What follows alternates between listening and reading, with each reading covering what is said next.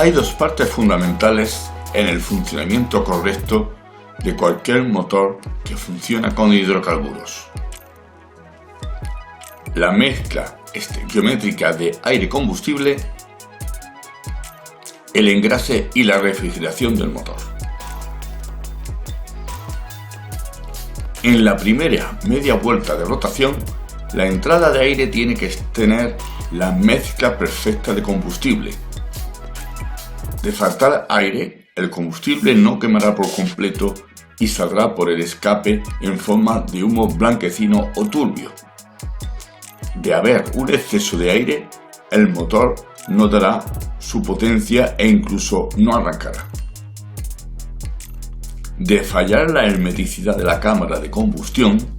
en este primer ciclo puede entrar aire, aceite o líquido refrigerante por alguna de las juntas defectuosas, dando lugar a humos blancos por vapor de agua o negros por quema de aceite.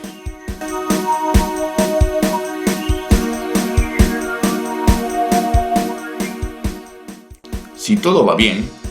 en la segunda media vuelta se produce la compresión y el detonante de la mezcla es la ignición de la chispa de la bujía. Esta tiene que ser precisa al máximo,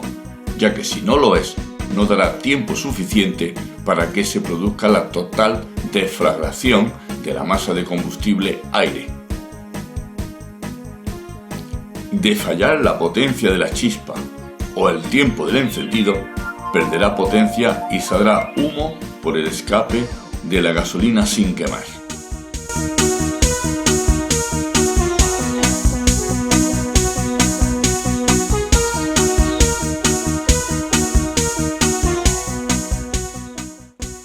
En la tercera media vuelta se produce el empuje en el cigüeñal y el engrase y refrigeración en estos momentos es de vital importancia.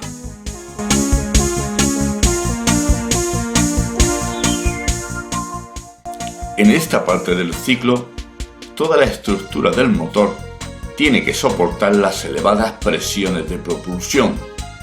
Por este motivo, la falta de hermeticidad en alguna parte de la cámara de compresión, punta de culata, guías de válvulas, aros de cierre de pistones, etc., provocaría que, aparte de perder potencia mecánica, entrarían gases de la combustión en otros circuitos, como el del engrase, la refrigeración o elementos móviles que intervienen en el funcionamiento,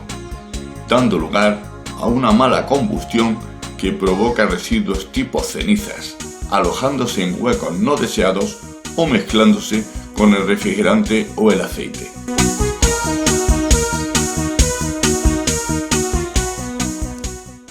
Por mencionar algunos ejemplos, al fallar la estanqueidad por encima de lo tolerable del diseño, en el circuito de refrigeración, por ejemplo, aumentaría su presión de trabajo, dando lugar a un sobrecalentamiento y presurizaciones altas. Y si el problema afectase al circuito de engrase, al entrar aire a alta presión, provocaría fallos de engrase en el circuito general, pudiéndose dañar elementos críticos de nuestro motor, como por ejemplo las uniones rotativas de las bielas al cigüeñal.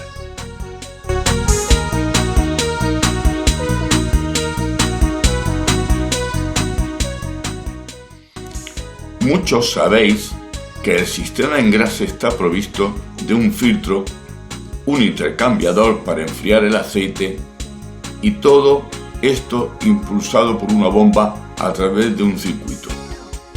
Pues esto es así porque realmente la presión del aceite en las articulaciones de biela con cigüeñal y cabeza de pistón junto con los segmentos y sus camisas hacen que se forme una película de aceite que impide que los metales entren en contacto, por lo que el desgaste que se produce es mínimo.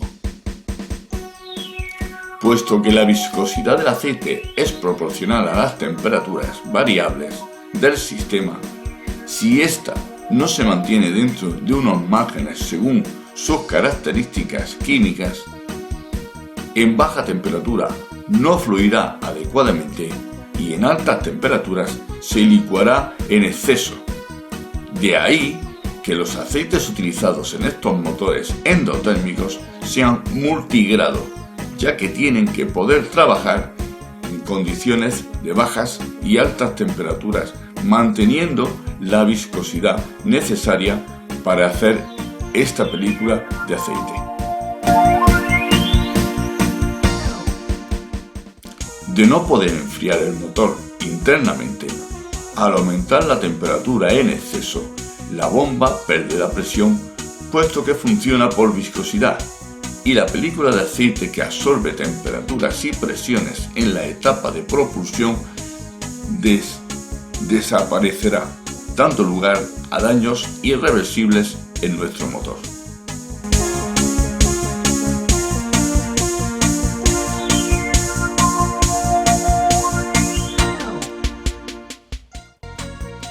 En la cuarta media vuelta se abren las válvulas de escape, evacuando los gases quemados de la combustión, comenzando de nuevo el ciclo de trabajo del tren alternativo de nuestro motor. En la actualidad se han ido instalando elementos muy sofisticados para evitar en lo posible la contaminación ambiental, instalándose filtros físicos y catalizadores en la salida de escape de gases, así como sondas de temperatura y analizadoras de oxígeno para la gestión del motor.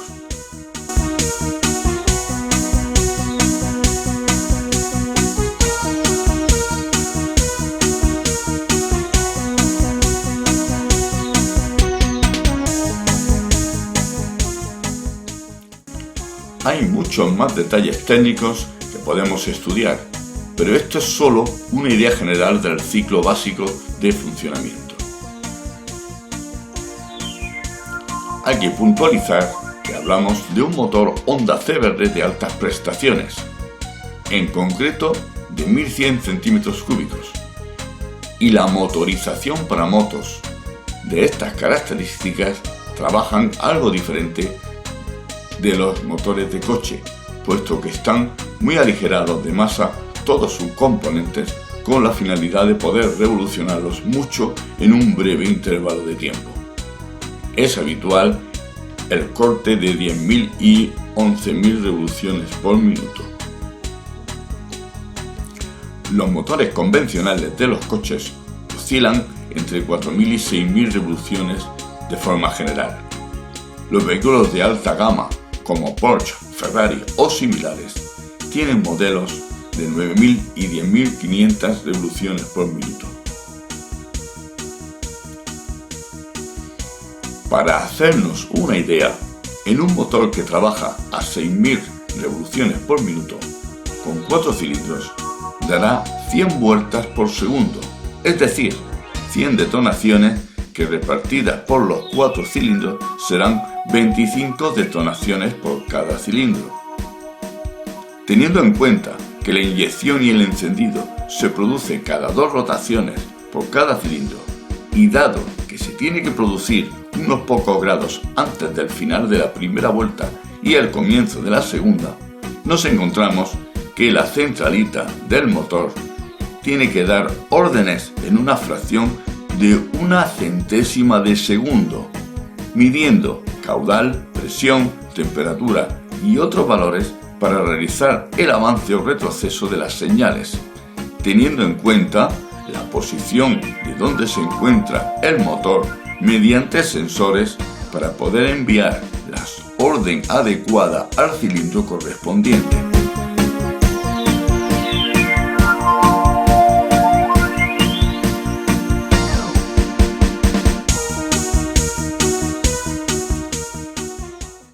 Como podéis ver, el lío es monumental. En la actualidad, a nivel de electrónica, la posición de la compuerta, el caudal y la temperatura del aire en admisión, la presión barométrica, sensores instalados en partes móviles del motor, son el conjunto de señales que son enviadas a la unidad computerizada de control de motor, ECU,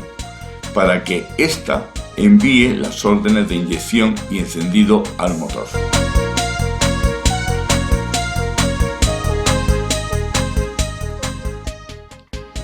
El combustible está gestionado por válvulas que lo introducen directa o indirectamente al motor y junto con el encendido se gestiona según el mapa digital que la ingeniería del fabricante ha grabado en la memoria de la ECU tras las diferentes condiciones de trabajo en la que han sometido al motor.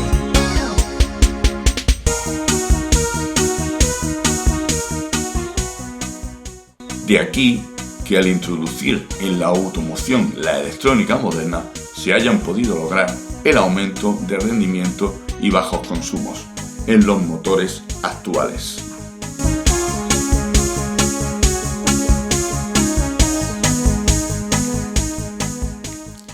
Es tal la precisión y fiabilidad de estos sistemas que de producirse errores fuera de las tolerancias máximas admitidas o fallos en el mecanismo de cualquiera de estos elementos provocarían irregularidad de rotación, falta de rendimiento o simplemente que no pueda arrancar el motor.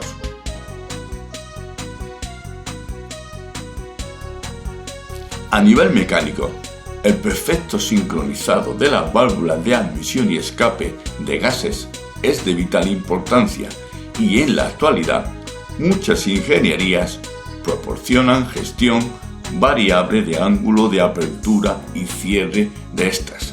siendo controladas de manera mecánica con actuadores gestionados por la ECU.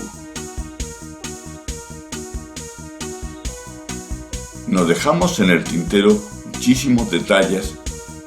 que a lo largo del tiempo han ido mejorando y que, a mi juicio, en un futuro muy cercano, se producirá una total transformación de lo que conocemos ahora por la automoción eléctrica.